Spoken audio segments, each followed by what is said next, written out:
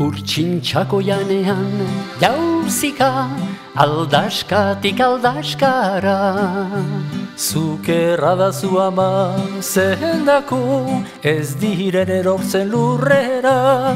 Nik ere nahi nuke izan urtsintxako. Kaixo lagunok, ni porrot naiz eta behazainen gaude, gaurko izan ditugu, badakizuen honekin.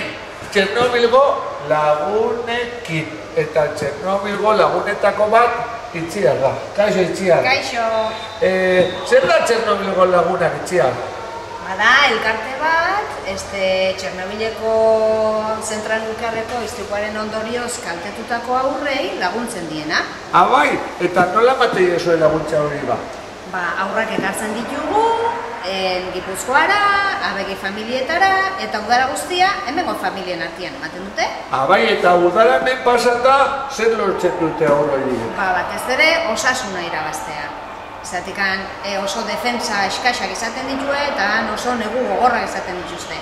Eta hemengo vitaminak eta danak hartuta, pila bat irabazten dute. Aizu, Txernobilgo istrupe hori aspaldi gertatu zen, ez da? Bai, orain dela 24 urteia dagoeneko. Eta oraindik ondorioak pairatzen ari gara? Bai, oraindik batez ere lurra kutsatuta dago, eta nola ez daukaten diru sarrerarik eta beraien baratzetik jaten duten, kutsadura guztia jaten dute.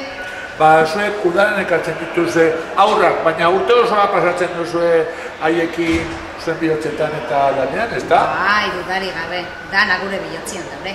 Bueno, Itziar, eskerrik asko zuen lanagatik, eta muixo handi bat zuri eta Txernobilgo umetxoi. Bai!